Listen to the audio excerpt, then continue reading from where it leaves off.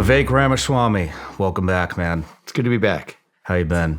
Cool room here. I like cool temperatures. Thank you. There's a lot of history in here. Yeah, there is. I remember we talked about that last time I was here. It's good to be back, and this time it's on the back of a campaign that it's been about a few months since the campaign, and so I've restored to sane, normal life and a chance to reflect on the last year. But I'm doing well. Nice. Good for you, man. I'm curious, how did the campaign go? I mean, is it as dirty getting into politics as everybody says it is? I think it's worse. It's worse. Yeah. It's going to be bad going in. I don't like to think of myself as naive, but it's far worse than anybody might imagine looking in from the outside. I think one of the most surprising parts of the process to me is the role of the gatekeepers is massive. And the gatekeepers include both apparatuses within each of the political parties. I can't speak to the Democratic Party. I assume it's the same as it is with the Republican Party. Gatekeepers in the party apparatus itself. Gatekeepers in the media. And I'm not talking about just hosts. I'm talking about the people who the public never sees, but network executives who decide not even how something gets covered.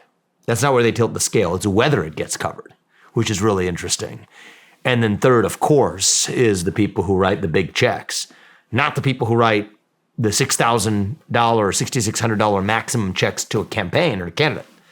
That's a lot of money, but it's a lot of people across this country can write that check. Now, I'm talking about the people who don't write the checks to the campaigns, but write the biggest and most important checks of all, which are to the super PACs that fund political campaigns. They don't directly fund the campaigns, but that's just a fiction. Yeah. The reality is the system runs on super PAC dollars. And so that was a little less true for my candidacy than the people I was competing with. But the fact that my competitors were funded that way had a big effect on the way that I had to compete against that. And those are collectively what I learned were the gatekeepers of American politics. And let's just say I emerged from the process a lot more educated on the realities of how the game is played, but also with a sense of restored purpose to change the game, to be able to, I think, it sounded like a good idea. An outsider should run for U.S. president. I believe that professional politicians pollute our politics. But on the other side of having done it now, I think it gives me a deeper conviction that it's going to require not just me, more people like Donald Trump or like myself who literally have, yes, a lot to lose by doing this, but are doing it temporarily for a defined period of time as a matter of service. We need more of that, or else the game is going to keep being played the way it is. How do you think your campaign would have gone had Trump not been in the race? Oh, I think we would have been successful in achieving the goal. Yeah, I mean, look, I think that the people of this country in the Republican primary base made a very understandable choice. And it's why I myself endorsed Donald Trump the day that I dropped out of the race as well, is they said, look, we want an America First leader, but in Donald Trump, we have something that's particularly unique, is somebody who has actually done it before. So if you have an incumbent president like Biden and you have a challenger who's challenging that incumbent, usually here's the trade-off. The challenger is offering you some hope and dream. Okay, here's what I'm going to do that's different than the incumbent. This is a once-in-a-century opportunity, actually. I think the last time it happened was with Grover Cleveland. But it's literally a once-in-a-century opportunity that voters get to say, here's a 4-year record of a president who I've had. Mm-hmm. I see exactly not what he said, but what he did on the border, on the economy, the stability on the global stage, the fact that we aren't on the brink of World War III or weren't for those 4 years. And today we have a border crisis of historic proportion. We have an administrative state, a weaponization of government that's out of control, an economy that's failing most Americans, and closer to World War III than we've ever been in my life. Make your choice. And so I think that's what the Republican primary base voted for, is anyone outside of the America First vision cannot represent the modern Republican Party. That much is clear. That basically in this race left two candidates. That was Donald Trump and myself. And they made a clear and decisive choice to say that this time around, the person we want is the person who's actually done it, because that's what we get to compare to a Biden administration that's given us the opposite. And so if Donald Trump weren't in the race, I mean, there's hard polling data on this. Look at the end of the race. Certainly in some of those early states like Iowa and also nationally, if you look at who the second choice to those Trump voters were, it would have me in first place in many of those. But, that's not for me to, relitigate and analyze and think about what could have been. I'm thrilled that hopefully Trump is on track to a successful second term ahead. I'm going to do everything I can to make sure he's successfully elected, not just by a little bit, but by a lot. I think a landslide minus some shenanigans is still a decisive victory, and that's what this country needs. And I think that second term, I'm hopeful, can go far further than Donald Trump's first term did. I think his first term was successful, but I think he has an opportunity to make the second one pale in comparison. And anything I can do to make that successful, that's going to be the next highest way of me having an impact on this country, second to being the president. Do you think that we'll see you up there again, maybe in 2028? It's a long time from now. Right now, one of the things I've learned in my life is every time I make these detailed long-run plans, it never goes according to that plan anyway. So when you're guided by your own personal plans of here's what I'm going to do, it never goes that way anyway. Your plans are stupid. That's what I've found. But if you're guided by your actual sense of purpose, right? What's my purpose? Is my purpose going to change? No, it's not. My purpose is reviving the 1776 ideals this country was founded on. I think we've forgotten those ideals. I think our founding fathers were incredible human beings whose legacy, both in terms of their culture, in terms of their values, in terms of their constitutional vision, we've all but abandoned. You got the likes of Thomas Jefferson and Benjamin Franklin. These guys were, one guy invented the remedy to the common cold, a lightning rod, a Franklin stove. That was Benjamin Franklin. Thomas Jefferson invents the swivel chair. We're sitting in a swivel chair right now. Did he really? He literally was the inventor of the swivel chair. How the hell do you know that? Oh, it's just me study American history. These guys are titans. Jefferson actually also invented, you'd actually be interested in this, the original version of the polygraph test, which is a lie detector test. Yeah. And so these are the guys who are our founding fathers, right? These are the guys who were the pioneers and the explorers that refused to be stopped. They wrote a Declaration of Independence. They meant what they said. Jefferson, it doesn't land well on the modern ear, but I think he said, what is it? The tree of liberty is fed every generation by the blood of tyrants. And they fought a revolution, taking the risk, pledging their sacred honor, their lives, and their treasure. The 56 men who signed the Declaration of Independence, a good number of them died bankrupt because they had their assets seized by the British. I'm pretty sure 12 of them had their homes ransacked or burned. 5 of them were captured and tortured by the British before their death. And they knew what they were signing up for. We've lost that sense of risk-taking. We've lost that sense of sacrificing for a country that allows us to otherwise enjoy the liberties that we do. And I don't say that as some sort of self-important, I'm gonna revive that legacy myself, but all of us need to step up and ask ourselves, how are we gonna actually pass that on to our kids in the same way that our founding fathers did to us? That's my sense of purpose. It seems and so whatever I can do to make that happen, I'm gonna do it again. I love where you're going with this, and we hear about it all the time, right? It seems like there's more and more Americans willing to step up to the plate, but I think it lacks organization. Yeah. How are we gonna organize?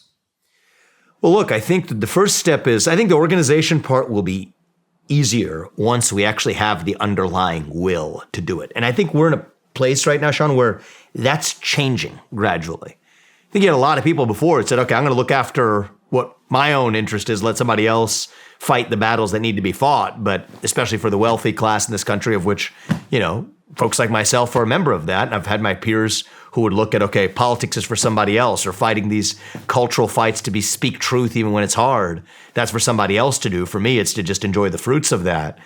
People now starting to wake up and recognize that we're not going to have a country left in 3, 4, 5, 6 years. I do think that that's what we're looking at. I think about it on a personal note. If my kids are in high school before we get this right, I don't think we have a country left. I think a lot of people are starting to recognize that too and say, you know what, the inheritance I want to give my kids isn't just a bunch of green pieces of paper. It is a country where they can actually enjoy the same gifts and liberties that allowed us to achieve what we have too. And so I think once you have that will, the organization naturally follows. And it's not just through politics.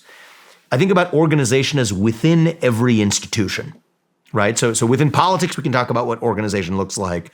The Republican Party has been, in its organization deeply broken for a long time. And I think we've had some changes in leadership that hopefully will turn the page on that. But you could think about organization within every other institution too. Think about organization in corporate America and in capital markets, where you historically, for the last 10 years, had three incumbent institutions, BlackRock and State Street and Vanguard, that have defined using the power of capital and the power of organization to dictate how the rest of corporate America behaves. Well, the other side needs to get organized and say, you know what, we're going to counter that through competitive forces that say companies should not be vectors of advancing left-wing political ideologies, but they should be focused on maximizing profit for shareholders and creating value for society by making products and services for their customers. That's getting organized in capital markets and in corporate America. It's getting organized at the level of K through 12 education, who are governing our school boards, people who are effectively social activists. You have a lot of other people, myself included. I haven't run for school board before, but assume that that's going to be somebody else's problem. No, we got to get organized and say that, you know what, parents determine where their kids go to school, use actual choice measures to hold public schools accountable. And for the public schools, we do have representation out there that stands for educating the next generation of kids rather than indoctrinating the next generation of activists. So you could do the same thing at universities, at philanthropies, at nonprofits. But getting organized doesn't mean just one top-down maneuver. If we're going to save this country, it's going to be in each of those domains one at a time.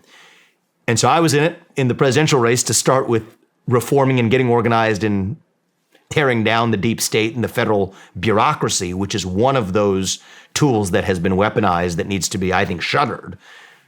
I think personally, if we take care of that, a lot of the others become that much easier. But we're going to need people to get organized in the domain of higher education, K through 12 education, corporate American capital markets, and the nonprofit and philanthropy sector to be able to actually save this country bottom up. Man, I'm talking about Congress. I'm talking about the. Yeah. I don't even think they're organized. It's a fucking disaster up there. Well, first thing we need is term limits. And so, yeah, that's a great point. But if we do term limits, that's an amendment to the Constitution, correct? You know, I think that is an amendment to the Constitution, which was a high hurdle. Definitely, an amendment to the Constitution was a high hurdle to pass. But here's my way of at least getting the wheels greased, using the corruption against the corrupt system itself. So then I'm not going to be the next president, but if I were the next president, here's what I would do. The deal I would put up to Congress is, all right, here's term limits, 3 terms for Congress, 2 terms for the U.S. Senate. Most of them don't want to do it, not because it's a bad idea for the country, but because it's a bad idea for them individually. Mm-hmm. And so I don't love this deal, but here's how we would get it through at overwhelming majority levels, because there's bipartisan support for this. People across the country, Democrat and Republican, want term limits in Congress. Why isn't it happening? The people who have to vote on it, because it requires a constitutional amendment, requires passage in both houses and ratification by the states. The people who are going to vote for it, it's against their self-interest. So the deal I would make is this. We're going to have term limits, but if you pass it, it doesn't apply to you. The people who vote for it, that Congress, is grandfathered in. And anytime one of those seats is replaced by somebody else who's voted in to take it, then it applies to them going forward. So they're binding the future without binding themselves. Now this is a wildly popular bipartisan policy. I think it would pass in an instant, even as a constitutional amendment. There's certain types of term limits that don't require a constitutional amendment. So you have the term limits that I favor for bureaucrats, right? If the US president can't work for the people of this country for more than 8 years, neither should any of those federal bureaucrats either, in my opinion. Those 8-year term limits don't require an amendment. They don't even require congressional action. That's something the US president can say as a hiring policy. For most roles, we have an 8-year term limit. You can't just sit and squat and collect a paycheck from the taxpayer without any political accountability for more than 8 years if I, as the president, can't do that either. That's a term limit we could get passed even without Congress. And so I think there are things we can do anyway to grease the wheels of saying that you take the self-interest of the congressman off the table. It's amazing what they would do. The bans on, I don't know where you are on this, but the bans on insider trading, or the bans on trading of stocks. We won't even call it insider trading. The bans of trading of individual stocks by congressmen and senators or by bureaucrats. I don't see the public policy argument for how that advances the interests of the American people. But the reason, and I've gone to even Republican caucuses of the congressmen, they're dead set against this. Most of them are. Do the same thing. Say, okay, make the rule. Think about what's in the best interest of the country by taking your self-interest off the table. It doesn't apply to you. Now they don't have to think about themselves, right? It only applies to the next guy. It's amazing what that does in clearing one's mind. I think and so those are the kinds of things I would do. I think it's brilliant, but where I'm going, if it is an amendment to the Constitution, doesn't and look, I'm not near as knowledgeable as you. I don't know about that. But how many times has the Constitution been amended? Because what I worry about is... Well, actually 17, right? Because you have the Bill of Rights.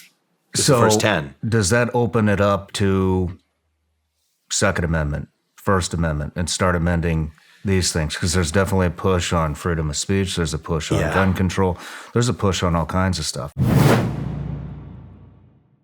When I first started this whole podcasting thing, an online store was about as far from my mind as you can get. And now, most of you already know this, but I'm selling Vigilance Elite gummy bears online. We actually have an entire merch collection that's coming soon. And let me tell you, it is so easy because I'm using a platform that is extremely user-friendly, and that's Shopify. Shopify is the global commerce platform that helps you sell at every stage of your business. What I really like about Shopify is it prompts you all the things that you want to do with your web store, like connect your social media accounts, write blog posts, just have a blog in general. Shopify actually prompts you to do this. You want people to leave reviews under your items? You can do that on Shopify. It's very simple. Shopify helps you turn browsers into buyers with the internet's best converting checkout, 36% better on average compared to the other leading commerce platforms. Shopify is a global force for millions of entrepreneurs in over 175 countries and power 10% of all e-commerce platforms here in the United States. You can sign up right now for $1 a month. It's shopify.com/Shawn. That's all lowercase. Go to shopify.com/Shawn now to grow your business no matter what stage you're in. That's shopify.com/Shawn. So there's two ways. I mean, this gets a little technical, but there's two ways to amend the Constitution. Okay, one is through congressional action, and then you take it to the states to ratify what Congress amends. I think that would not open up Pandora's box because that requires the presentation of a very specific amendment, term limits for congressmen, that is codified.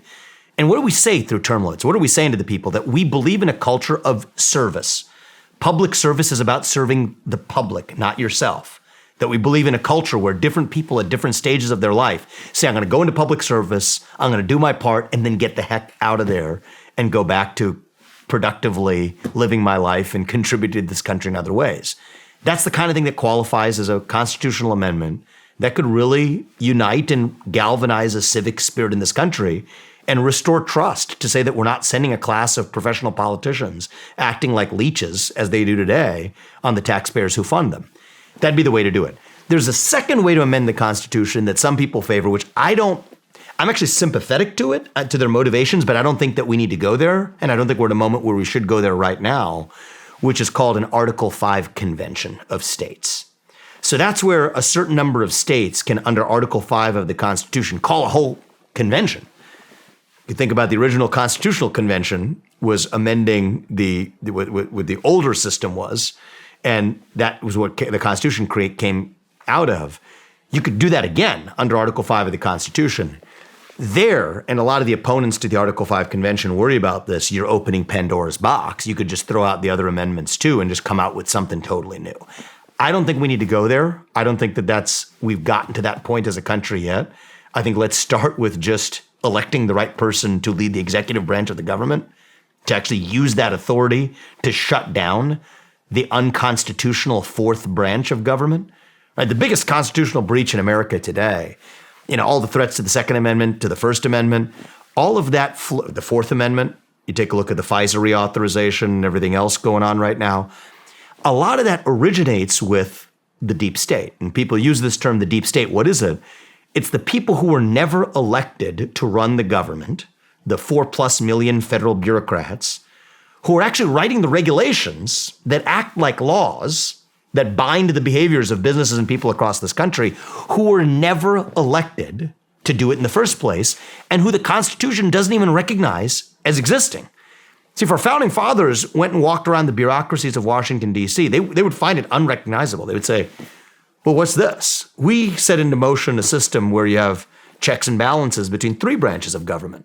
There's a legislative branch that makes the laws. There's an executive branch that enforces the laws. There's a judicial branch, the highest organ of which is the Supreme Court, that interprets the laws. What's going on with all of these bureaucracies with 4 million plus people making most of the rules that bind people's lives that have zero accountability attached to them? What's going on there? That's unconstitutional. That's why it's unrecognizable. We don't need an Article 5 convention to change the Constitution to address that real threat to liberty. What we really need to do is just apply the Constitution we already have. Mm-hmm. And the sad part is leaders from both parties have utterly failed to do it. I mean, the administrative state, that's what we call the deep state, administrative state, the managerial class, the shadow government, whatever you want to call it, the people who we elected to run the government, they're not the ones running the government. It's this other class of people, the 4 million managerial bureaucrats. It's grown in influence under both political parties, right? Yeah. And I think that they're getting their wheels greased by Republicans and Democrats alike. That's what we need to do. I'm sympathetic to the people who say we need an Article 5 convention and we need to start the revolution again. Well, like you said, there's a risk you could just toss out the other amendments and go in the other direction. We don't need a new constitution.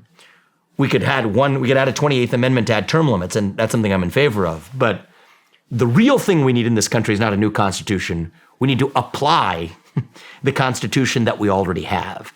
And that requires, and it starts with this president with the spine to do it. That's why I ran. That was I wouldn't say the sole premise, but that was the number one goal of my candidacy, was to get in there, use the current Supreme Court, which agrees with everything I've just told you, as the backstop to say we're shutting down the fourth branch of government, that we're going to fire millions, without exaggeration or hyperbole, millions of federal bureaucrats. The people who we elect to Congress, they may not all agree with me on everything, but at least it will be the people who we elect to run the government that are actually running the government. That was the core premise of my candidacy for U.S. president. And as I said, the people of this country in the Republican primary base went for a guy who they said is saying similar things, but has actually done a lot that we appreciate. So now I'm behind him. But I do think that that is the thing that we need to accomplish. And if there's something that I would push the next administration to do, above all else, shut down the deep state, and the rest of our problems become that much easier to solve. And I do think that that's doable without tossing the Constitution aside. I got a quick going back to term limits. So How long do you think that would take to flush these people out? If we did it the way that I said? Yeah. That would happen organically, I think, in about a 10-year period in that case. Because I get worried. I get really worried. I look at the population now instead of just the politicians. I mean, just if you look at Congress, these numbers aren't correct, but they're damn near this extreme. You know, Congress has like a 10%-ish approval rating. Yeah. And like a 90%-ish reelection rate. Yeah. So how do you explain that? How do you explain? I mean, it's the people. It seems like we're our own problem here. Yeah. So it's interesting you say that. I mostly agree with that. Back to our boy Thomas Jefferson, who we were talking about earlier. He had some wise words. I'm going to try to say it as elegantly as he did. I think the way he said it is, the government we elect is the government we deserve. Mm-hmm. And what he's saying is, you know what, if you get the cesspool that you want, but you're the people who elected him, well, you deserve it. And you earn your damnation, and that's what we've earned right now. That's what Thomas Jefferson would say. I think that that's mostly true. There's an intervening variable, which is the influence of money on politics, which is what I talked about earlier, one of those three eye-openers, the gatekeepers of American politics. You see, they have a vested interest. So why do those people keep getting elected? It's because they're propped up by people who get something in return for propping them up, right? You wonder why certain people might change their mind from one position on the Ukraine war to another, or from one position on reauthorizing FISA to another. It's when they get the phone call, right? Get the phone call from the people who provide their mother's milk. Money is the mother's milk of politics. So when mommy calls, you're not going to get your milk unless you do what's required. And so in some ways, yes, it's up to us as the people to still see through that. We're the ones who fall for the ads that were served up on cable television or now on digital ads or whatever. Yes, there's a sheep-like element to each of us as human beings. But I think there's a lion that lives within each of us too. And right now, the inner sheep has taken over. So you're right. I am all in favor of every one of us taking a long, hard look in the mirror and say, if I'm complaining about the media, you can talk about politics, you can talk about the media too. That only exists as so long as we, the people, are bending the knee and serving as customers to what they say. Same thing as constituents to the politicians who we elect. We can complain about them all we want. Part of the problem is staring us in the mirror. What is it that makes me want to behave like a sheep rather than a lion? What is it that makes us want to bend the knee to some authority? And I think there's a deeper discussion to be had there when faith and patriotism and family and hard work and all the things that fill our sense of purpose disappear. We as a people are lost and are just prone to bend the knee to even self-harming behaviors that put up politicians that act against our interests. So yes, that's a deep discussion and definitely half the story. But the other half of the story is the people don't really get a choice when money's the mother's milk of politics. And the people who they even hear about, right? It's one thing to say that I heard about two different candidates and I chose this one and that's my fault. That's what Thomas Jefferson meant when he said the government we elect is the government we deserve. It's another to say you may not even hear about the people who are trying to actually challenge the status quo because literally the system is bought by the very people who are hostile to your interests. And I do think that's a big part of what's happening in both political parties, for that matter, today. It's not a Republican versus Democrat point. It's this managerial class that has a chokehold of the government and every one of these other institutions, our universities, much of capital markets, corporate America, the financial sector, the media, that managerial class versus the everyday citizen. That's the real dividing line in this country. I saw it firsthand in many ways running for US president. I think that managerial class is what we're going to have to really dismantle, really nuke that structure if we have a chance of getting this country back. How are you going to do that? Yeah. How are you going to dismantle the managerial class? Well, I can tell you how I would have done it if I were successful in what I set out to do. And I'm hopeful that Donald Trump as the next president is going to be empowered to do the same thing. You can't reform it. I think the first thing is you have to reject the myth of reform. That's a hard thing to do. Reform is a myth. Mm-hmm.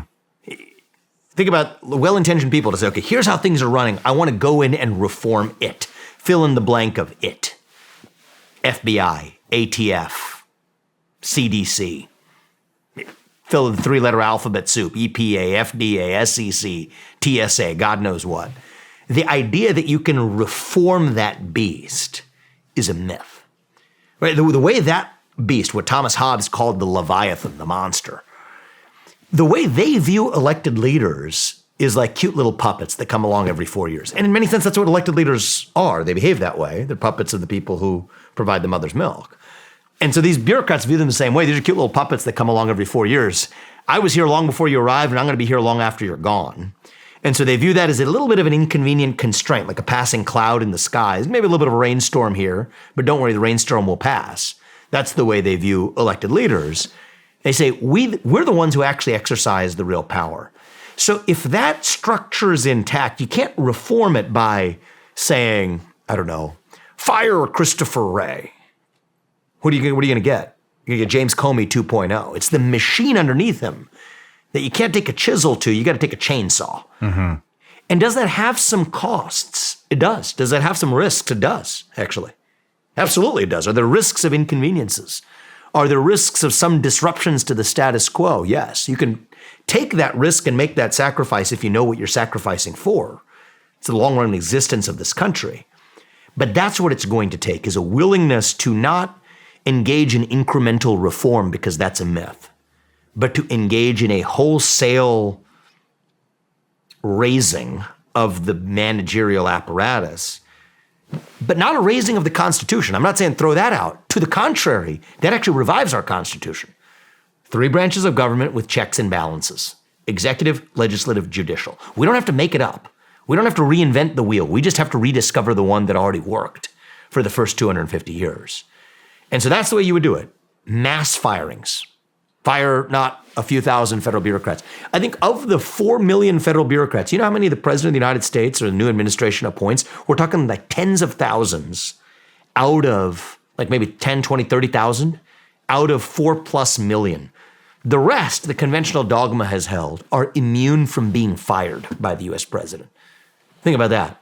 that even the US president can't fire the people who work for him. Well, let me tell you something. Somebody who's run businesses, and anybody else who's honest, who's run a business will tell you the same thing. If somebody works for you and you can't fire them, that means they don't work for you. In some sense, it means you work for them because you're responsible for what they do without any authority to actually change it. Well, it turns out if you read the law carefully and understand exactly how this works, no, the president of the United States absolutely can fire these employees. The reason they say they can't is because of these rules called civil service protections, which say that, I don't know, if you work at the FDA or the FTC or whatever, I can't fire you because I disagree with your view on abortion. Mm-hmm. All right. Say what you will about the rule. That's what the rules say. You can't politically retaliate. Those rules do not apply to mass firings, right? If you went in and said, every person whose social security number ends in an odd number is out, and every person whose social security ends in an even number, at least in the first round, is in, that's totally fine because nobody can sue you then for civil rights violations or for racial discrimination or gender disparate impact or for political retaliation. No, all that's off the table because it's a large wholesale firing. That's how you'd start. Large mass firing across the board. Take certain agencies that weren't really properly authorized in the first place and needn't exist. I'd put the ATF in this category. I have a lot that I'd put in this category. Who else would you put in there? I mean, there's a lot in this category. Some boring ones. Food and Nutrition Services, FNS, inside the Department of Agriculture, totally captured. A lot of lobbying interests. I mean, think about what the kids are eating in schools. It's a context of just, large food companies capturing that system. Why do we need that bureaucracy in the first place? We don't. Shut down FNS. While we're on one that starts with an F, I think there's a good case for shutting down the FBI. Does that mean we don't need federal law enforcement? No. Of course we need federal law enforcement. But let's reorganize it in a way that you could take, what is it? It's 80,000 some odd employees. I got to get the exact numbers. But we put together a full plan. You could take a certain number of them, move them to the U.S. Marshals, which haven't been tainted in the same way. Actually, have been far more effective at going after child sex trafficking cases. Hold on, you would move some subset of the agents, Okay. agents on the front lines, because most of the people who work at the FBI are back office bureaucrats. Fire them, send them home. But talking about the investigative agents on the front lines, move them to the U.S. Marshals, which is just purely focused on execution, which has been far more effective on execution on areas like child sex trafficking. Move them to other departments for complex financial frauds. There's a part of the U.S. Treasury that looks at this stuff. It's called the Financial Crimes Enforcement Network, that at least the people there have expertise to smoke out the future SBFs of the world. And so for the small minority of people who are good people on the front lines just executing the job of enforcing the laws rather than making them up, move them to parts that haven't been corrupted yet. And they can still enforce the federal laws that need to exist, but most of the structure you can shut down. Shut down the Department of Education. You don't need thousands, tens of thousands of bureaucrats in Washington, D.C. writing up the racial equity guidelines that public schools have to follow as a condition for getting federal money. The federal government shouldn't be in the business of dictating what those public schools across the country do in the first place. Shut it down. Return that money to the people of this country. Think about the $80 billion budget. Put that across the states back to the people of this country. So those are just examples of agencies, in those cases, ATF, CDC, FBI, Department of Education, clear plans for shutting them down wholesale and doing it in a smart way that doesn't hurt people, where if there's a sliver of what they're doing that's necessary, have it subsumed in an existing part of at least the government as the first step. I mean, to make it very practical, so it's not this isn't some theoretical fantasy land. This is something we can actually achieve. And then there's other agencies where you could say, okay, well, Congress has authorized the existence of it. Fine, you could have a 75% headcount reduction. Fire 3/4 of the people who work there. There's actually the most important Supreme Court case of our lifetime. It came out in the last couple of years. It's called West Virginia versus EPA. All right, and people have missed this in entirety, but it's by far the most important case if we use it in the right way. It basically held that certain regulations at the EPA, the Environmental Protection Agency, relating to the coal industry are unconstitutional because Congress never authorized the EPA to write those regulations. And it said if it relates to a major question, so it's known in the law now of what's called the major questions doctrine. If it relates to a major question, a question relating to a legal or constitutional right, or a question that has a major economic impact on people's lives, if it's a major question, Those three-letter agencies don't have the power to write those rules anymore. If that regulation of the EPA on the coal industry fails that test, and the Supreme Court held that it did, that means literally most federal regulations are unconstitutional today. Literally the majority of federal regulations that are written governing how small businesses to large businesses to individuals operate, most of them are literally illegal under current law. So how would you go about changing that? Some of this is shutting down agencies. Some of this is firing 3/4. I think you could fire about 3/4 of the 4 million people. You could fire at least 3 million of them. That's part of how you do it. The other half is, I would take, and we had a clear plan for doing this, where I'd have been president, to put an embed in each of those agencies. You could have someone reporting into a central hub. So you got the spokes in the agencies that are left, the hub sitting in the White House, to say, just enforce West Virginia versus EPA. Identify every regulation ever written by this agency. And on day one, just say those are null and void. Literally, they're just nullified by executive action, they'll say. Is that New York Times wrote an article on me when I proposed a plan like this, saying the outsider businessman long shot who would rule by fiat. That's not ruling by fiat. What we've actually been doing as a country is ruling by fiat of the executive branch of regulatory agencies. What I would do is roll that back using the authority endowed by the Supreme Court in the last couple of years in this seminal case. So I know that got a little technical and a little bit in the weeds, but you asked how would we do it? That's how we do it. It's very doable. I think President of the United States has the power to execute it. And on the back of that, what do you have? You've got 3 branches of government that is at least reminiscent of, recognizable as the constitutional republic that our founding fathers set into motion. And I think that they're right now rolling over in their graves. I mean, what you see in America right now is a bastardization of what our founding fathers fought, a revolution, risking their blood and their treasure, risking their lives, losing their lives in many cases, to declare independence from a British monarchy that we've actually just recreated. That's really what this is a new monarchy in the form of this administrative state. And it's even more devious than, they want to oppress us and they're a tyranny that's hostile to the interests of everyday citizens. We miss the point if we think it's some sort of hostility to the people.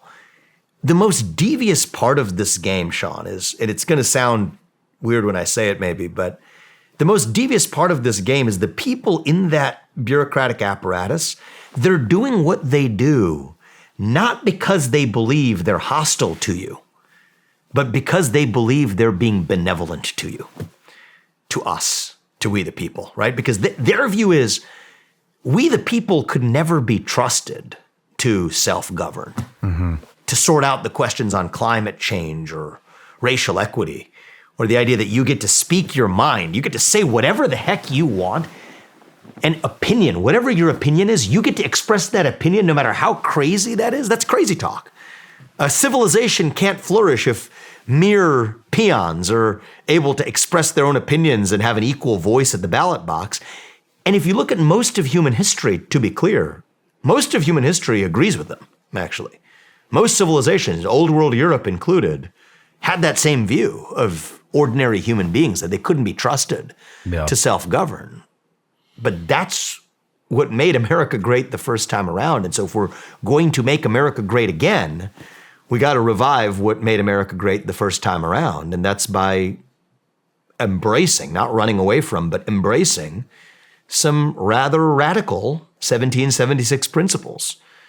And it's that radicalism of 1776. It's not moderation. It's the radicalism of the American Revolution that actually unites this country. And it's going to reunite this country if we have the courage to stand up for it. I'm with you. How close are you with Trump? We've built a pretty good relationship. Good. We've gotten close, especially since the time I dropped out of the race. We've had a chance to spend a lot more time together in the last few months. Do you see, look, a lot of people are calling you, saying you would be a great VP. A lot of people want you in his cabinet. What do you think about that?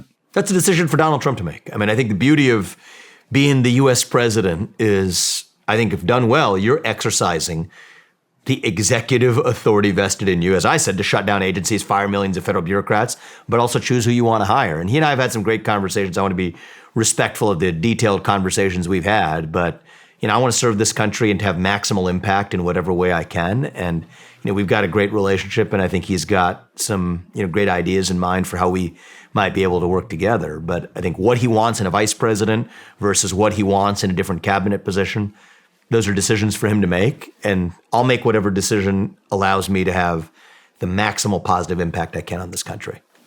Where do you think you would have the maximum positive impact? Well,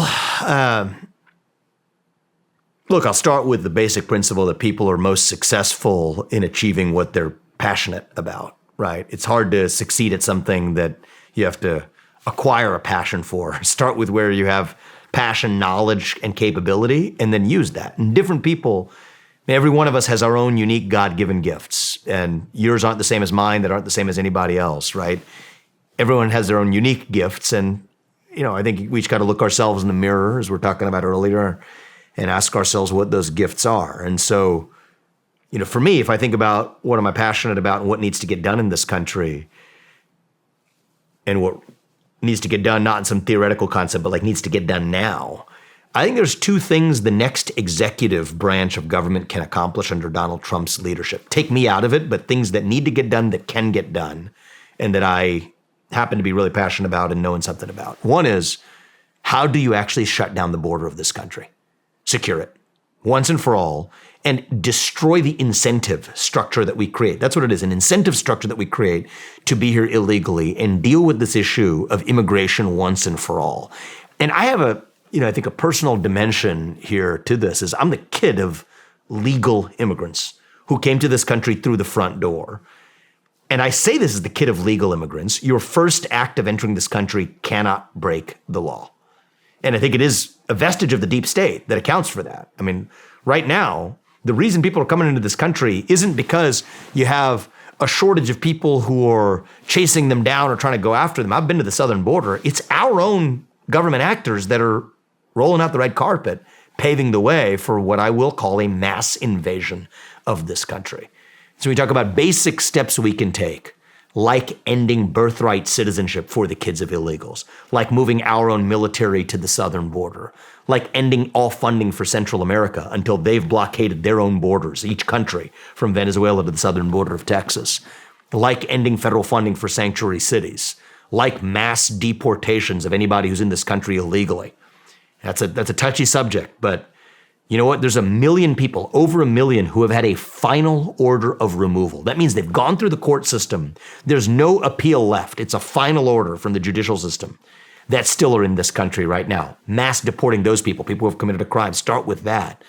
If you've had the largest massive influx of illegal immigrants to this country in American history, logic says you have to have the largest mass deportation in American history. Using existing laws. The things I said don't require new laws. Yeah. They require existing legal authority. So we're talking about two kinds of mass deportations, if you will. Mass deportation of people who are in this country illegally and wreck the incentive structure that they have to be here in the first place. And then a different kind of deportation. Let's deport millions of federal bureaucrats out of the federal government and deport many of those agencies by shutting them down, and deport many of the federal regulations by actually eviscerating that. Those are, I think, the two categories that certainly motivated my candidacy for U.S. president, is restoring the actual existence of our national identity that includes the rule of law through restoring basic border policies and, yes, deportation policies to go along with it. And then combine that with a deportation of the bureaucratic class out of Washington, D.C.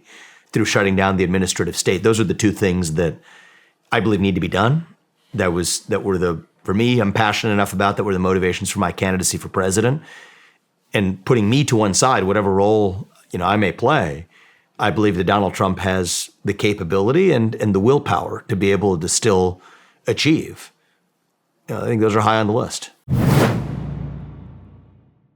How many guys out there are worried about brain health? All we hear about is fitness. Everybody's getting ready for bikini season because spring's right around the corner. I'm personally more concerned about my brain. You look around, you see all these brain diseases that are getting out of control. I'm going to take everything I can to improve the health of my brain. And I'm going to tell you about my 5 favorite supplements from Laird Superfoods that help with brain health. All right, the first thing I do every morning is I have Laird's Superfood Creamer. It's got adaptogens and functional mushrooms, which are great for brain health. I put this in my tea. Tastes amazing.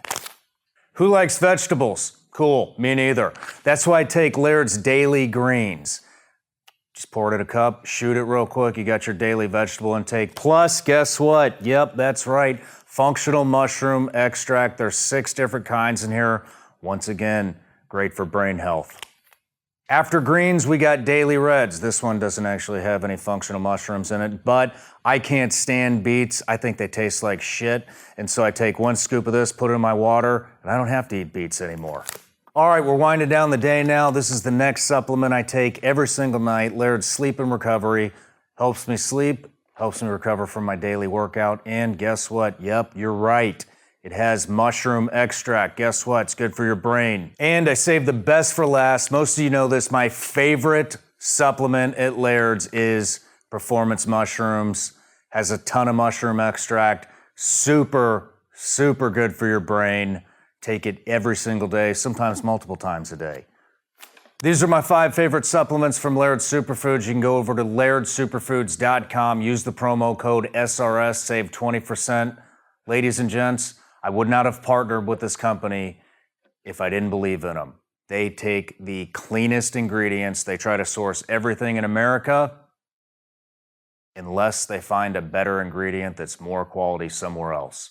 I think we can all appreciate that. Once again, lairdsuperfoods.com. Use the promo code SRS. That'll save you 20%.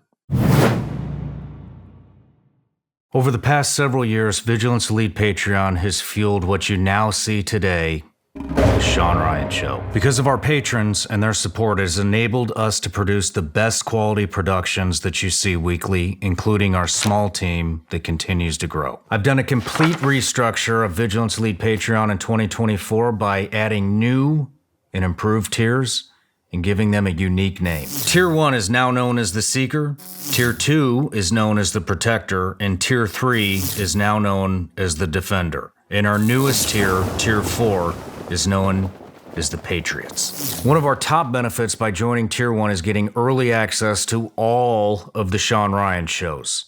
This includes both audio and video. Our Tier 2 option houses the old school tactical training library that is still used today, along with our newest benefit, a behind-the-scenes take of the Shawn Ryan Show. I also include my file notes that give you a rundown of what me and my guests will discuss during the next episode. Tier 3 is the next option that allows you to have an end-of-the-month Zoom call with me, 24-hour early access merch drops, and a chance to be featured in the Shawn Ryan Show by asking a question for me to ask the guest. Our last tier is for those that are committed to the cause and expect nothing in return, although you will get access to all tiers 1, 2, and 3. No matter how big or small your contribution has been on Vigilance Elite Patreon, it has made a huge impact on the success of the Shawn Ryan Show.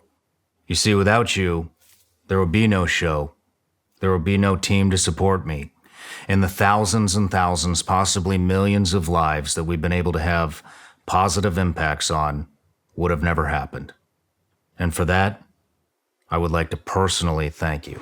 You can join me today for as little as $5 a month by visiting Vigilance Elite Patreon. How would you even begin to do this? And are you interested in appeasing both sides of the aisle here by doing this? I'm not interested in appeasing anybody. Well, in fact, it will require. It's not appeasement. Isn't the right word. I'm interested in uniting this country. That's what I'm interested in. That's what I meant. Yeah, I'm interested in uniting the country, not appeasing somebody sitting on one side of an aisle in Washington, D.C., because that's a broken apparatus. We think about uniting the country. That's what we're missing. How do you bring the right and the left together? I don't think that the people of this country, take the 2 things that I just named, right? Let's just go in sequence of those. Let's start with the border issues and the immigration issues. So one of the things I did in the campaign is I went to parts of the country where traditional Republican candidates don't go. I think it was after you and I spoke. I went to the south side of Chicago when you and I spoke last. I mean, I came here I remember a little over that. a year ago. I went to the south side of Chicago, went to Kensington in the inner city of Philadelphia. These are places where the political consultant class would tell you, you're wasting your time, brother, in a Republican primary. And maybe there's some wisdom because I didn't end up winning the race, right? But, I started at 0.0 and I ended up at about 8% in Iowa and would have had 8% in New Hampshire. I dropped out before New Hampshire because I wanted all of that to go to Trump, and most of it did to end the primary process. But anyway, advice notwithstanding, and maybe you could debate whether I should have followed the political advice. I went to some politically unconventional places because I was running to lead a nation, not some segment of a nation or one political party. And I'll tell you some interesting things I saw there. I went to the south side of Chicago. What do we see? Yeah, a lot of people disagreed with me, challenged me to my face on they want racial reparations. I'm against it. It wasn't easy to be in a room full of, 150% Democrat, 95% black room that's, clamoring with people in the audience standing up. What's your policy on racial reparations? One woman, midway through my answer, she just turns around from the microphone, puts her back to me, and walks straight out of the room. That's the level of contentiousness we had. And yet, when we get to the issue of illegal immigration in this country, it turns out that they're turning South Shore High School, at the time I visited, into an encampment for migrants at a cost of $7,000 per migrant per month. Baby formula sneakers, no problem. If you're an illegal migrant, you got a lot of people in that community. Democrats, sure. On the left, sure. Of one racial group that isn't historically considered to be a Republican voting bloc, sure. Who were probably more in favor of my hard border policies than many of the Republican rooms that I've visited over the course of the last 2 years. Because they're rightly asking, you say you're America first, what about me? I say, you know what? You have a point. America first includes all Americans. Black, white, Democrat, Republican, gay, straight, all included.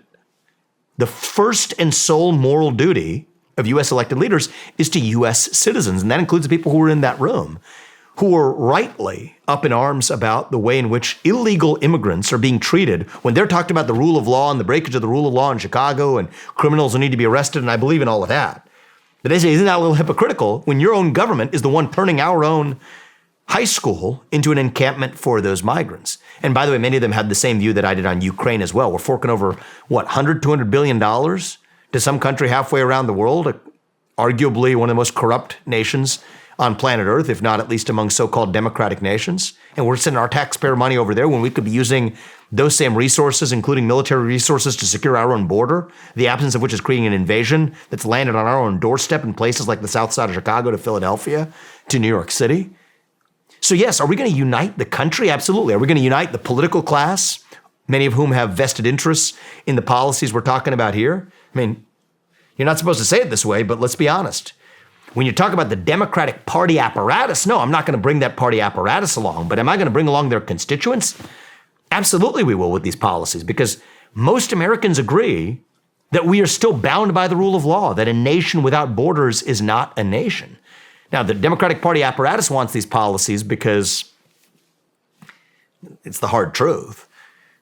They're importing long-run voters, right? So it's no accident that the very people who are in favor of open border policies are also the same people who happen, by some massive coincidence, it's not a coincidence, but some massive coincidence, to be against voter ID laws. It's a totally separate issue.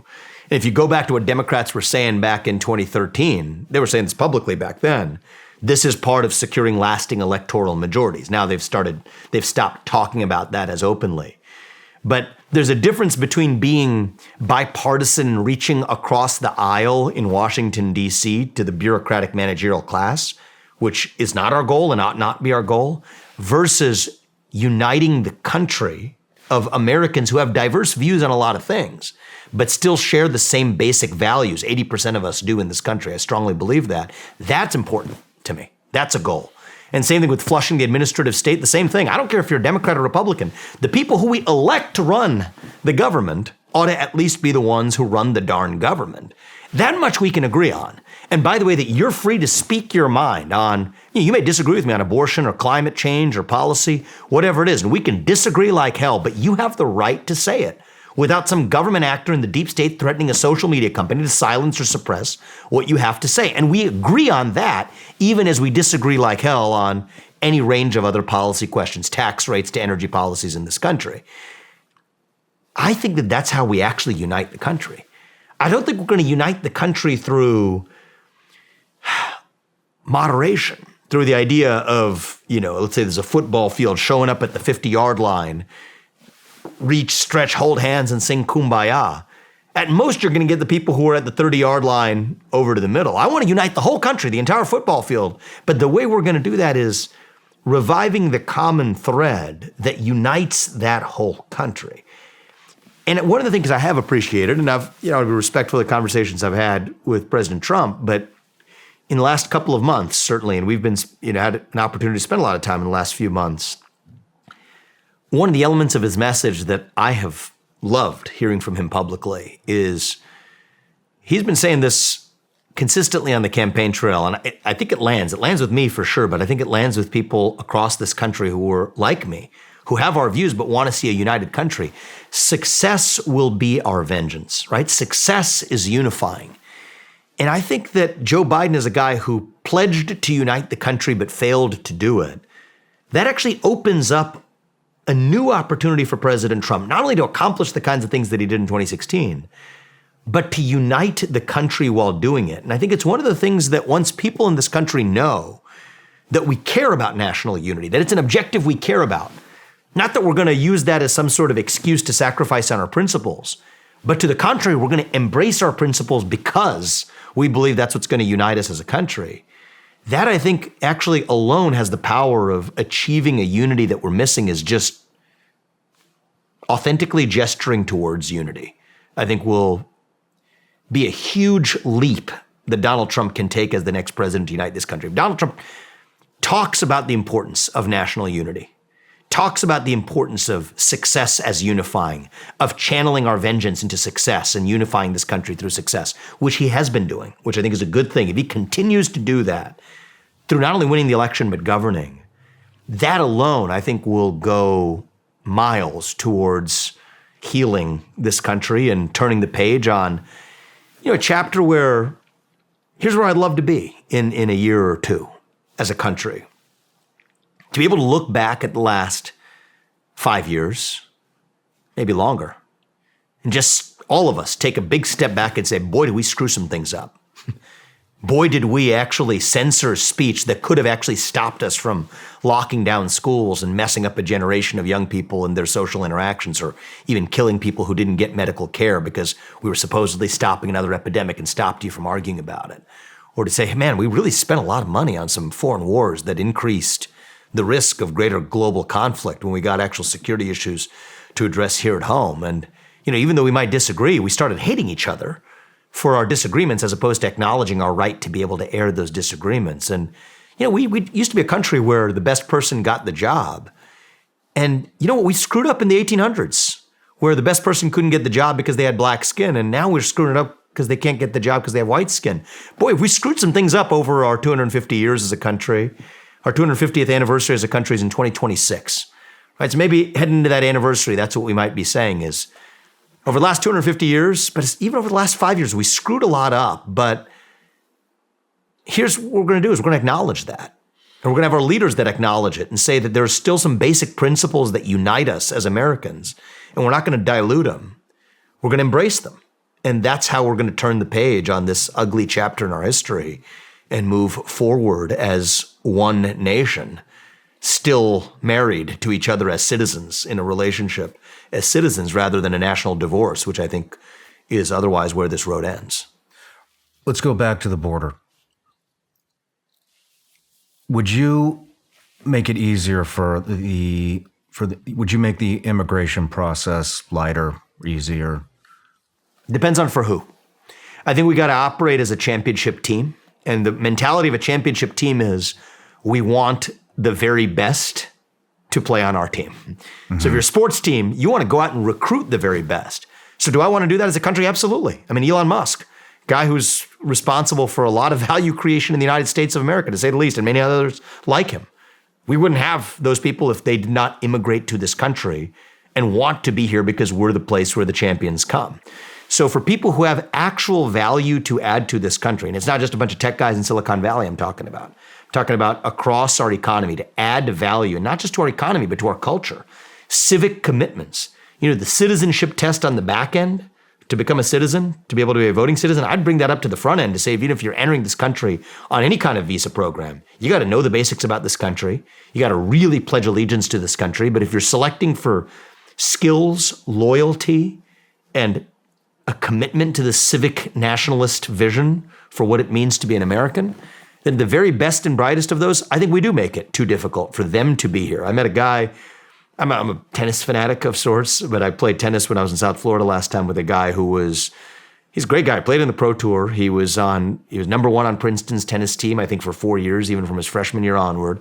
He's like a concert level pianist. He can do a Rubik's Cube in a matter of 30 seconds. He's kind of like a genius type. Our institutions have educated him. Went to Princeton, went to Harvard Business School. He's working in real estate investing, smart guy. The firm that employs him loves him.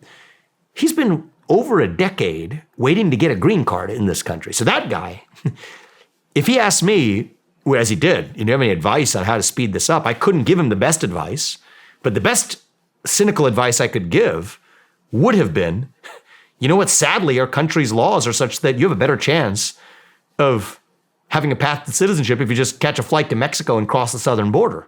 And that's a broken system. Yeah. So I think in certain cases, yes, but I do think that, should we make it easier to immigrate here on grounds of asylum? No.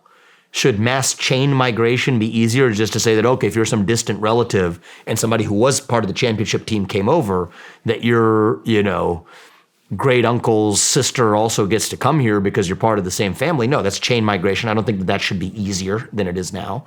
And so the question is, what types of immigration advance this country's national interest? And so the way I look at immigration policy is the way I look at every policy. What policies, including immigration policy, you could fill in the blank. I could say foreign policy, you could say economic policy, but you're talking about immigration, so let's talk about immigration policy. What immigration policy best advances the interests of the citizens who are already here?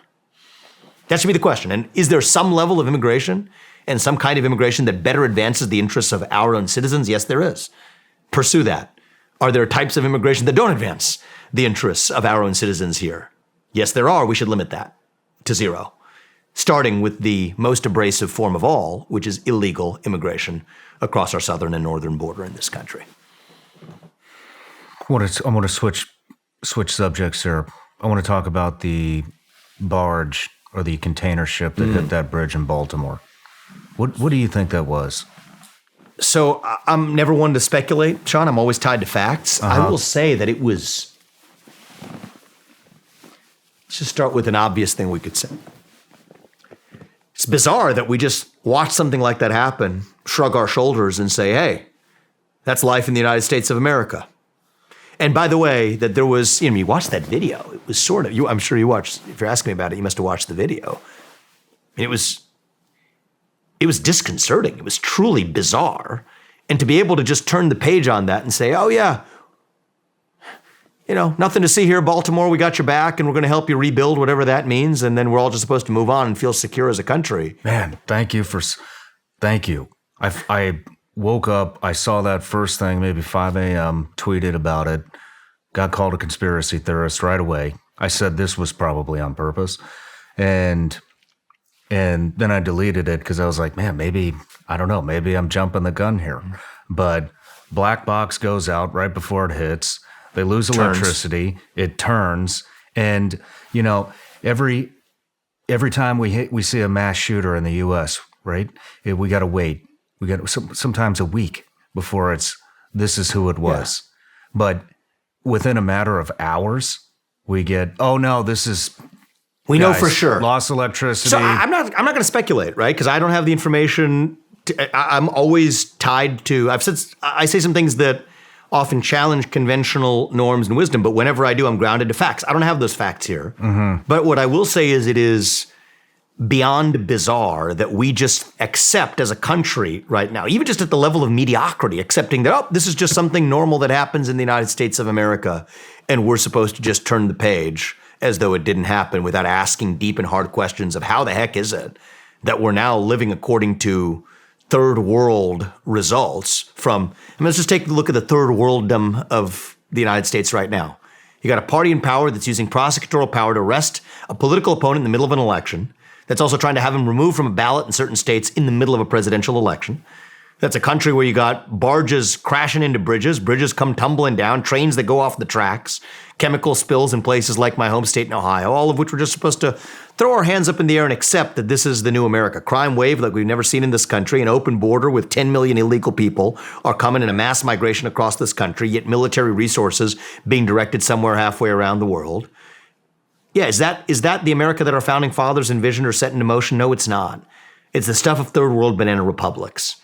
And so at least at that base level, to say that when you see something like that happen in Baltimore, that your reaction is just supposed to be, okay, nothing to see here, move on, and let's continue pretending like that didn't happen, as opposed to just reflecting on where we are as a country, at minimum. Forget any other specific speculation about what did or didn't happen there. At minimum, asking ourselves what the heck happened here and what the heck is going on in our country is the right reaction rather than just apathy. So with that being said, there's been nobody trusts the government. Nobody trusts for good the reason, government.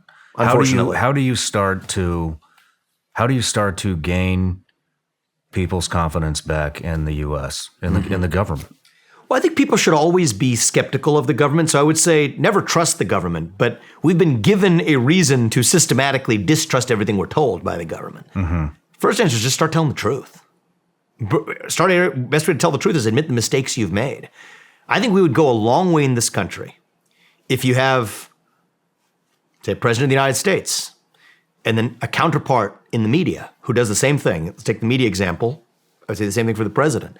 To look the people of this country in the eye and to tell them, we, in the case of the media, or in the case of the president representing the country, think about it, being a president it's not about you. It's about you're representing the country. You inherit the past. You're leading the entire nation. So to look the people in the country in the eye and say, we, the government, we've lied to you for a long time. We've lied to you about a lot of things. Here's what we've lied about. Here's the truth of what we know. Here's the truth about what we don't know.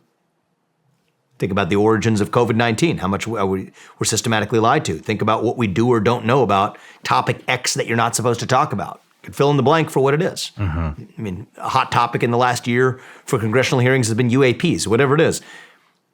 Here's what we know. Here's what we don't know. And here's where we told you something false, even though we knew it was false. And I'm sorry we did it.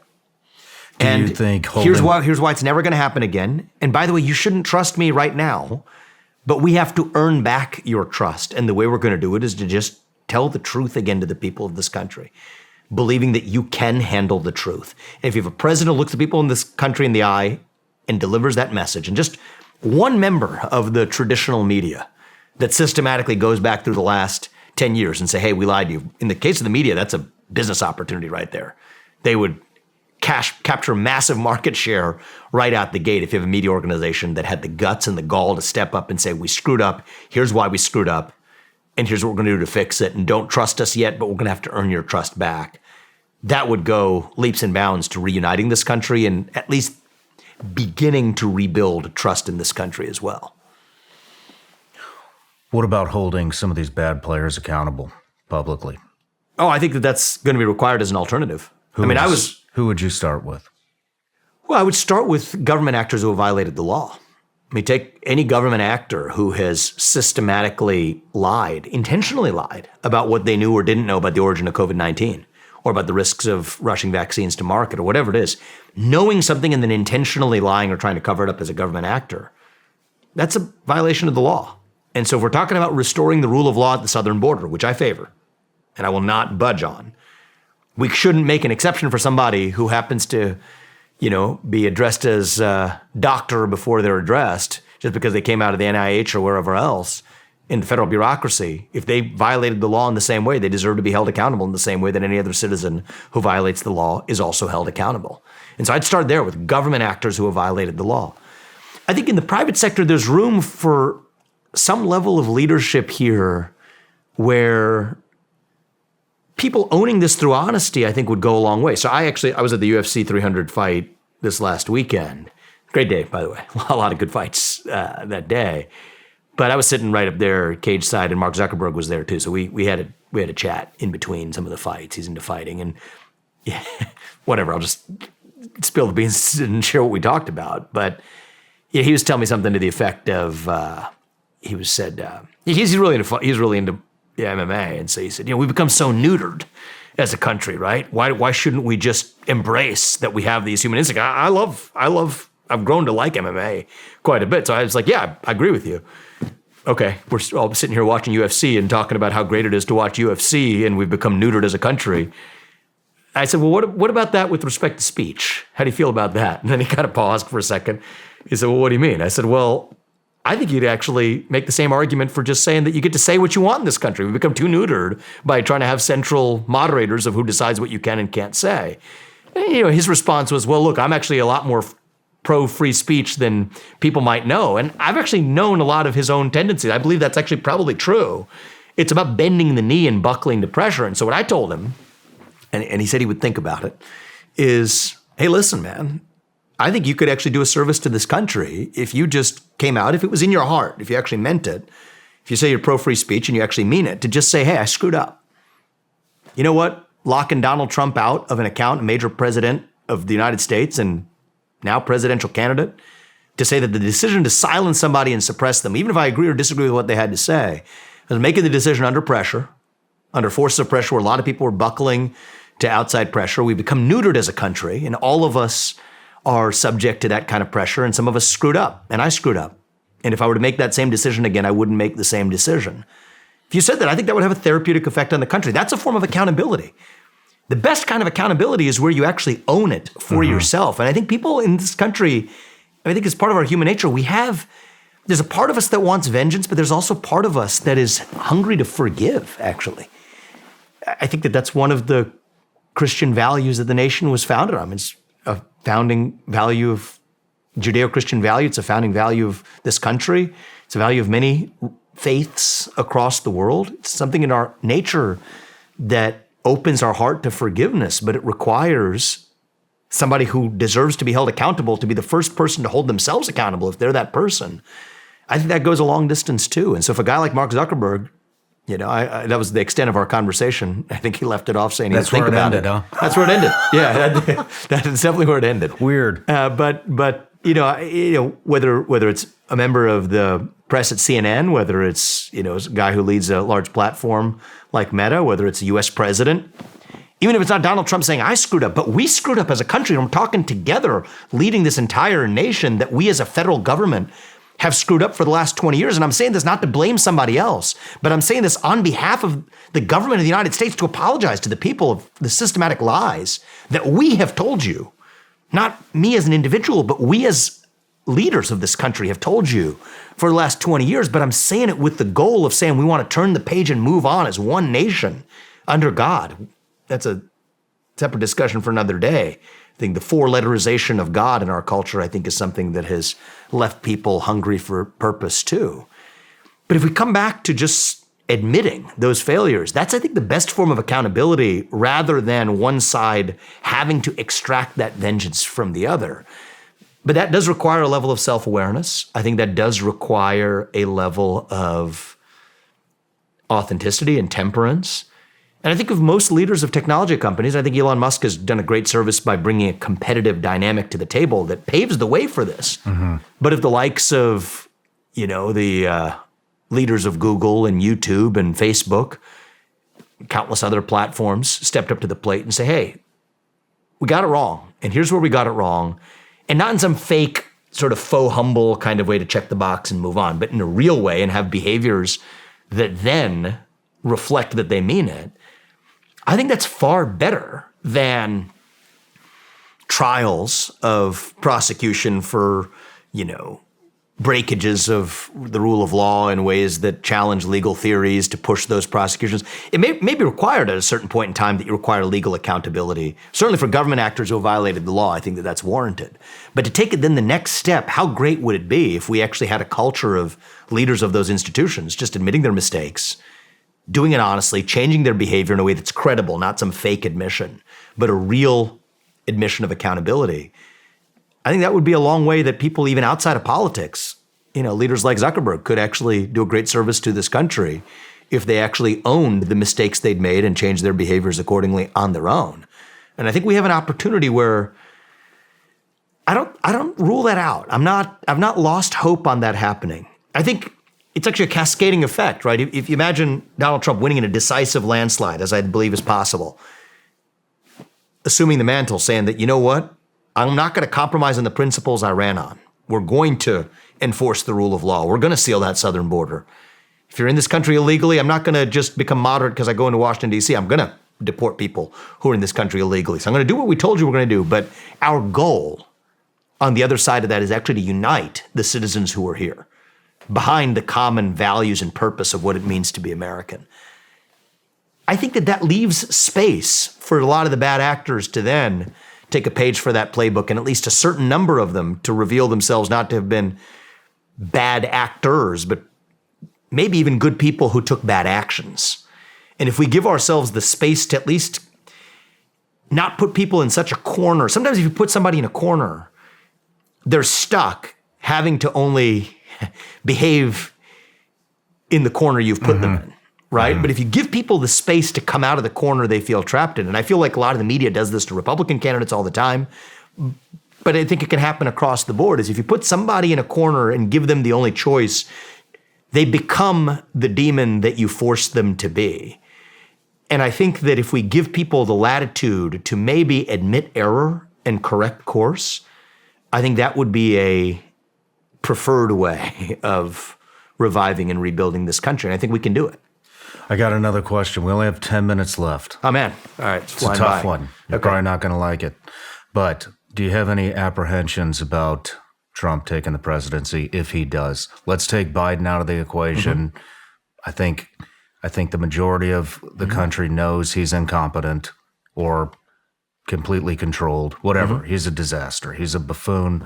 Let's replace him with somebody that I think there's a good chance, by the way, it's not going to be Biden for the reasons you mentioned. So as a side note, I think one mistake that we're all making, and I've shared my opinions with leaders in the Republican Party, I've shared my opinions with President Trump, is we got to be careful not to fall into this trap of complacency. I mean, you're a military guy. It's like the equivalent of a feint, right? You know, a feint is you lead your opposition to a target that's not the real target, there's a real operation that isn't the one that you're being led to follow.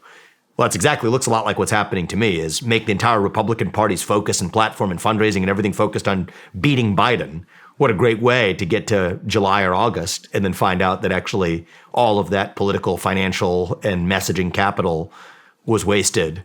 And you have 3 months before somebody who then actually doesn't go through a difficult vetting process to be the person they try to trot in. So put that to one side. Who would they prop up? I think Michelle Obama is not crazy. And how would they do that without bringing Kamala in as president? Well, I think that Michelle Obama actually is a great way around that problem, right? It'd be Joe Biden stepping aside for making Michelle Obama the nominee, which is how they solve their Kamala problem. And they have a Kamala problem right now is you got a black woman who is occupying the seat of number 2 seat in a party that has defined itself based on race and gender identity politics. Yeah. So if they were to sideline her as the obvious number 2 for someone like a Gavin Newsom that they bring in, I think they've bought themselves an identity politics problem. A white man for a white man, cis straight white man for a cis straight white male. Michelle Obama is a very elegant solution to that problem. And you could say so could be a Gretchen Whitmer, as long as you're checking one of the boxes. I think that they have enough air cover to do it, right? Okay. But I think that would be the play. If it was Gavin Newsom, they could keep Kamala Harris in the VP seat. She may or may not go for that, but that assumes that she and Joe Biden have any say in the matter. I mean, part of what you're seeing with the Hunter investigations, with a lot of the other investigations swirling around Joe Biden, is part of that's leverage, right, that they have on him behind closed doors. And maybe less relevant is not just Joe, but also Jill, who is probably the figure who's even more emphatically committed to making sure that Biden doesn't move. And there's also a managerial class around them. It's not one managerial class. There's factions, many of whom have a vested financial interest to say if they're proximal to the president, some of those people might lose their proximity to the presidency if a different figurehead that comes in. So there'll be competing factions. But all I'll say for right now is play this forward. I think there is still a decent likelihood that it's not Biden that we're actually running against. But you asked a different question. I want to give you my concerns. Yeah. That I saw. I saw a flip on Bud Light. I read an article in the Federalist that says he flipped on Bud Light and that they're not that woke and gave some bullshit on, oh, well, they hire veterans. Well, every major company in the U.S. hires fucking veterans, so that's not an excuse. Because we got a lot of veterans. The next thing I saw, which was about 2 weeks later, was the TikTok thing, which I know you don't think we should ban TikTok. It's at different grounds I can talk to you about. I do. Okay. I think we should ban it. And the last one I saw was him saying that he's buddies with Xi Jinping and that he wants to bring Chinese auto manufacturing into the country to supply Americans with jobs. But China has more industrial robots than anybody in the world, so that wouldn't be a major manufacturing job for Americans. Yeah. So, and I just want to say one word about, you look at most of the apps, and many of the major apps in the app stores, not just TikTok, are Chinese apps. Mm-hmm. And many of the user data transfers to China are actually coming from US companies. So where you and I may not be that different, which is I say ban the behavior. Okay. Any forced data transfer to the CCP, ban it. Any turnover of CCP interference in what a company does in the United States of America, ban that. Make that a crime in the United States of America. The irony of that is that's going to ensnare not just one Chinese company, that's going to end up ensnaring a lot of US companies too. And that's why there's reluctance to take that broad of an approach, because a lot of companies in Silicon Valley, supposedly American companies, would actually be guilty of the same behavior. So in some sense, I would go far further to actually solve the problem, as opposed to using this thing with people who haven't given a damn about the threat that China proposes, somehow signing up for this. I view it as a skeptical charade and a sideshow. But put that to one side. Back to your question. Look, I ran for president for a reason, right? I believe that we should be uncompromising about the ideals that made this country great the first time around. And that's actually how we're going to unite the country, not through some sort of median compromise approach. That being said, I do think that, is any of us perfect as a human being or as a leader? No. We're fallen human beings. Okay, that's what makes us human and not gods.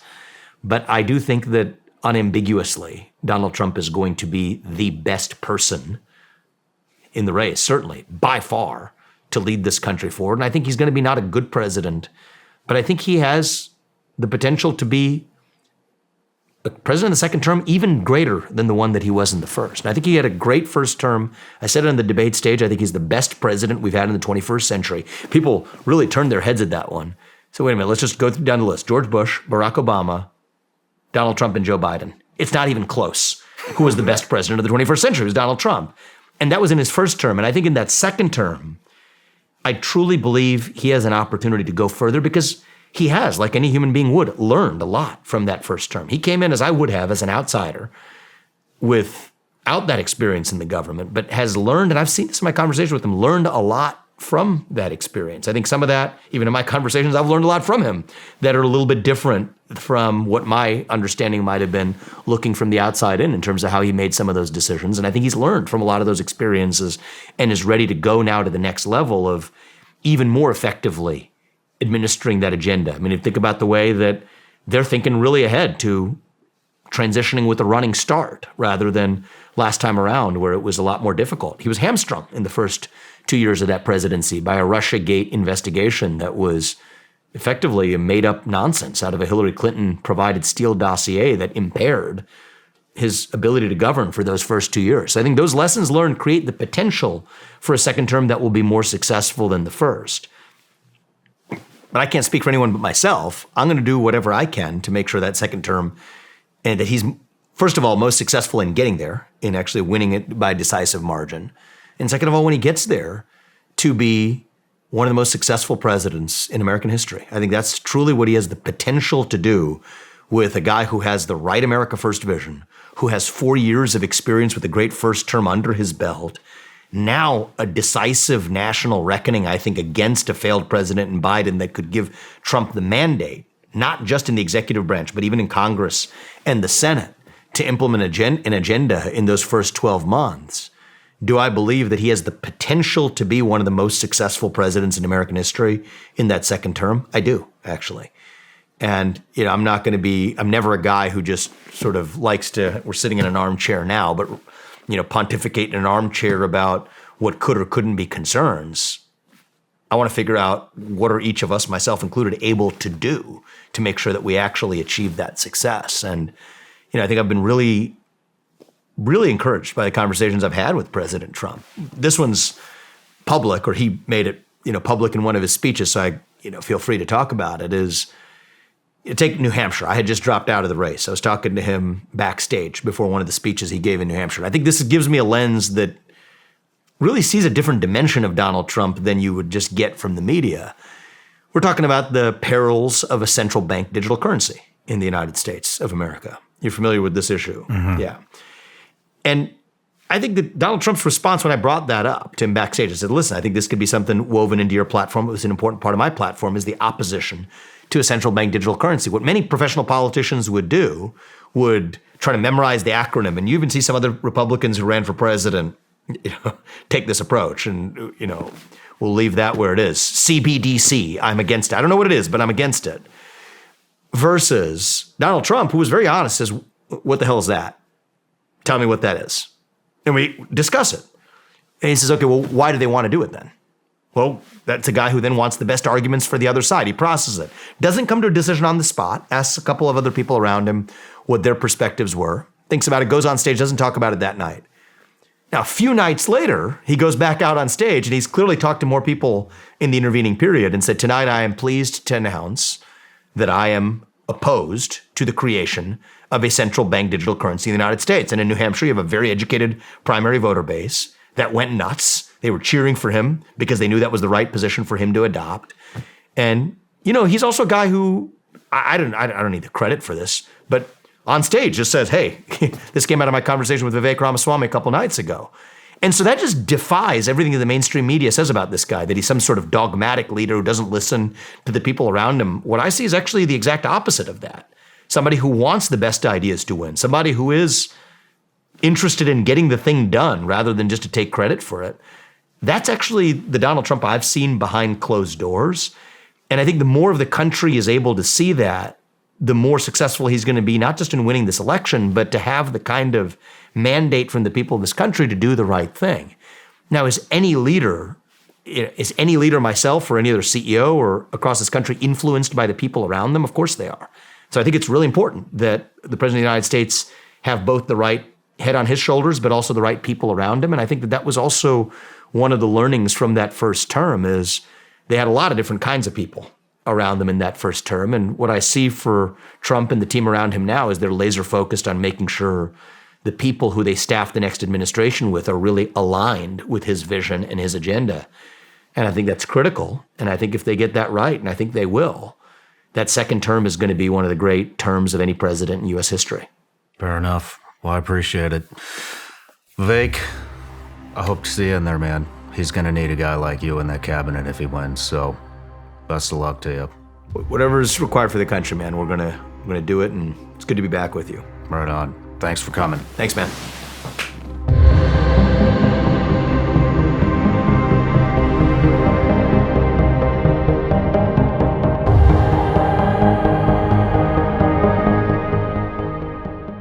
No matter where you're watching Shawn Ryan Show from, if you get anything out of this, please like, comment, subscribe, and most importantly, share this everywhere you possibly can. And if you're feeling extra generous, please leave us a review on Apple and Spotify podcasts.